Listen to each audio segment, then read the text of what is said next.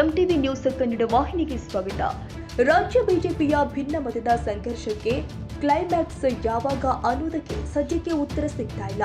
ಈ ತಿಂಗಳ 20ರೊಳಗೆ ಎಲ್ಲವೂ ಕೂಡ ಸರಿಯಾಗುತ್ತೆ ಎಂದೆಲ್ಲ ಹೇಳ್ತಾ ಇದ್ರು, ಆದರೆ ಯಾವುದೇ ಸ್ಪಷ್ಟನೆ ಸಿಗ್ತಾ ಇಲ್ಲ.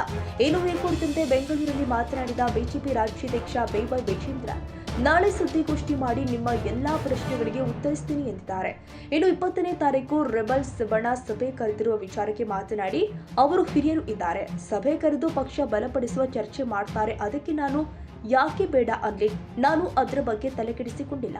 ಯಾರೇನೇ ಮಾಡಿದ್ರೂ ಪಕ್ಷಕ್ಕೆ ಪೂರಕವಾಗಿ ಮಾಡ್ತಾರೆ ಅನ್ನೋದು ನನ್ನ ಅಭಿಲಾಷೆ ಎಂದು ರೆಬಲ್ಸ್ ಸಭೆ ಬಗ್ಗೆ ವಿಜೇಂದ್ರ ಹೇಳಿಕೊಂಡಿದ್ದಾರೆ.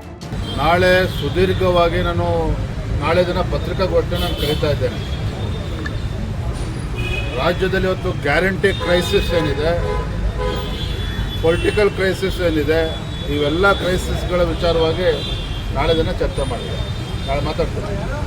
ಈಗ ಸರ್ 20ನೇ ತಾರೀಕು ಒಳಗಡೆ ಸರಿಯಾಗುತ್ತೆ ಅಂತ ಹೇಳಿದ್ರಿ, ಏನು ಸರಿಯಾಗುತ್ತೆ, ಏನಾಗುತ್ತೆ? ಎಲ್ಲ ಪ್ರಶ್ನೆಗಳಿಗೆ ನಾಳೆ ಉತ್ತರ ಕೊಡ್ತೇನೆ.